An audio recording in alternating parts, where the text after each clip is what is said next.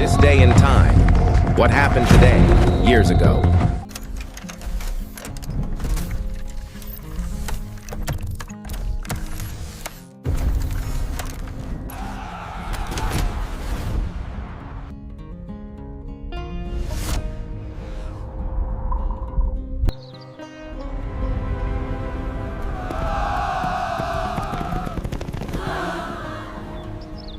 In the summer of 1999, an immense shift occurred within China, a moment when the full, crushing weight of the state turned upon a segment of its own people.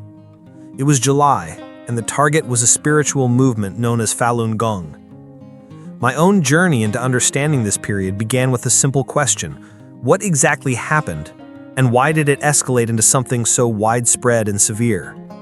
The information that slowly emerged painted a picture of a systematic, nationwide campaign that would impact millions. People practicing Falun Gong, seemingly overnight, found themselves facing intense hostility and persecution from the very government meant to protect them. Pinpointing the precise beginning can be tricky. Initial reports sometimes cited dates like July 10, 1999. But as I dug deeper, piecing together accounts and credible sources, a clearer, albeit slightly different timeline solidified. The physical crackdown, the moment the state's power truly manifested on the ground, appears to have centered around July 20th, 1999. On that day, security officers across the country began arresting hundreds, perhaps thousands, of Falun Gong practitioners. The dam had broken. And just 2 days later, on July 22nd, the official pronouncements arrived. Notices were issued by two key government bodies, the Ministry of Civil Affairs and the Ministry of Public Security, formally declaring Falun Gong an illegal organization and banning it outright. The arrests had preceded the legal justification, a telling sequence of events. But this wasn't a spontaneous reaction to a sudden event. What the investigation revealed was that the stage had been meticulously set long before those arrests and official bans. The groundwork for this unprecedented crackdown had been laid quietly, away from public view. Back in June 1999, a mere month before the public storm, a clandestine agency was established. It bore the innocuous name Office 610, derived from its founding date, June 10th. This wasn't a typical government ministry or bureau. It was deliberately placed outside the normal legal and governmental structure, an extra-constitutional body. Its purpose was singular, chillingly specific: to oversee, direct, and execute the coming persecution of Falun Gong across the entire nation. It was the hidden engine built to power the repression machine. So there was a spiritual movement, seemingly apolitical, that the ruling Chinese Communist Party had come to perceive as a significant threat, though the precise reasons for this level of alarm remained debated. Then came this orchestrated sequence. First, the creation of a dedicated, powerful, and unaccountable internal body, Office 610, specifically tasked with the mission, followed swiftly by the coordinated mass arrests targeting citizens across the country, and finally the official declaration that retroactively attempted to legitimize the state's actions by banning the group. But the crackdown didn't stop with arrests and decrees.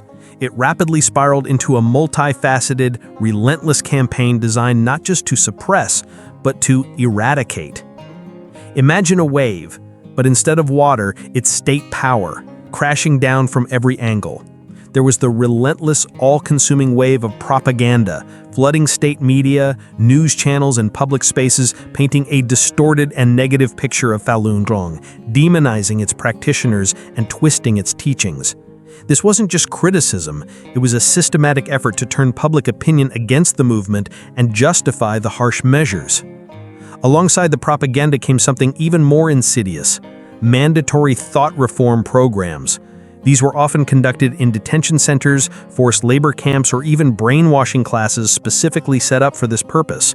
The goal was not punishment in the traditional sense, but the forced abandonment of deeply held personal beliefs through psychological pressure, intimidation, and often outright torture.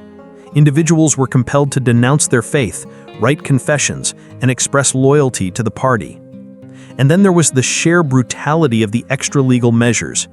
Arbitrary arrests became commonplace, sweeping people off the streets or from their homes simply for their association with Falun Gong. Without trial, without any semblance of due process, practitioners were routinely sent to forced labor camps known as re-education through labor camps, laogai. These camps were notorious for harsh conditions, grueling work, and systematic abuse. Physical torture was widely reported as a means of extracting confessions, forcing renunciations, or simply punishing those who refused to comply. There were even instances of practitioners being forcibly committed to psychiatric hospitals, their beliefs pathologized as mental illness. The sheer scale of this campaign is staggering, almost difficult to fully comprehend. Millions of ordinary Chinese citizens who practiced Falun Gong found themselves subjected to this pervasive state-led persecution. Data painstakingly compiled by human rights organizations over the years indicates that tens of thousands, potentially hundreds of thousands, were arbitrarily detained, subjected to torture, or sent to those horrific labor camps or psychiatric facilities. The true number of deaths resulting from the persecution, whether through torture, abuse, or medical neglect, remains unknown, but is widely believed to be in the thousands, possibly much higher. What makes this event so complex and enduringly significant is the fundamental clash it represents. On one side is the Chinese government, which has consistently framed its actions and continues to do so by labeling Falun Gong a heretical cult. This label served as the primary justification for banning and attempting to eliminate the movement entirely, arguing it posed a grave threat to social stability, political order, and the well-being of its citizens. But on the other side is a vastly different perspective. Falun Gong practitioners themselves, along with international human rights organizations and many observers, view the government's actions not as a necessary response to a legitimate threat, but as a profound persecution based purely on belief. They see it as a massive, state-sponsored violation of fundamental human rights, the rights to freedom of belief, assembly, and expression. This event highlights a core, persistent tension within authoritarian systems, particularly in China.